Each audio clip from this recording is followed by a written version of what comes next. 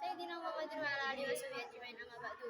Yang terhormat kepada Abi Hanif dan Wida selaku pengasuh Direktur Pusat Inspekan Naraiban Fida, dan yang saya hormati kepada Miss Alfi dan Miss Yun selaku Kepala Madrasah MTSMA Al-Quran Naraiban Fida, dan tak lupa kepada seluruh jajaran guru beserta stafnya, dan tak lupa kepada seluruh keluarga saya ada di rumah yang saya hormati dan yang saya sayangi, dan tak lupa kepada teman-teman saya ada di pondok dan di rumah yang saya banggakan.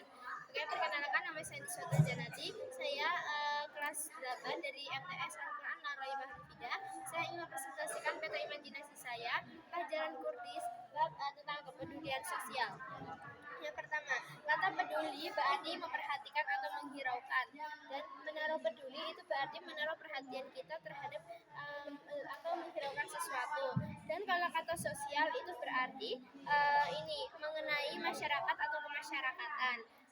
Contoh yang kedua itu ada kepedulian sosial. Kepedulian sosial itu contohnya itu adalah makhluk sosial, itu adalah makhluk yang mengadakan hubungan dengan sesamanya. Jadi makhluk sosial itu kita kan makhluk sosial, semua makhluk yang ada di bumi itu adalah makhluk sosial, dan makhluk sosial itu adalah makhluk yang tidak bisa hidup sendiri. Jadi dia tuh harus ada bantuan dari orang lain. Ya, contohnya kalau kita nggak ada orang lain, kita kalau sakit siapa yang ngurusin, kalau kita meninggal siapa yang ngurusin, kalau kita lagi berada kesusahan siapa yang akan menolong kita, siapa yang akan menyelamatkan kita dari bahaya gitu, siapa yang akan mendoakan kita. Nah itu.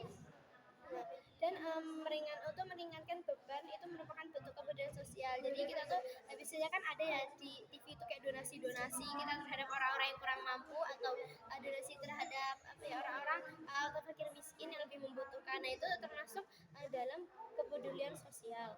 Dan kebalikan dari sikap peduli itu adalah egois. Nah jadi lawan katanya peduli itu adalah egois. Egois itu kayak lebih mementingkan diri kita sendiri, atau kayak gimana ya, pokoknya apa itu kayak hanya untuk kita, tidak memikirkan orang lain. Jadi coba yang ketiga itu ada dampak positif dari kepedulian sosial. Yang pertama itu ada gotong royong, yang kedua terjalinnya hubungan akrab dan batin, dan yang ketiga itu menciptakan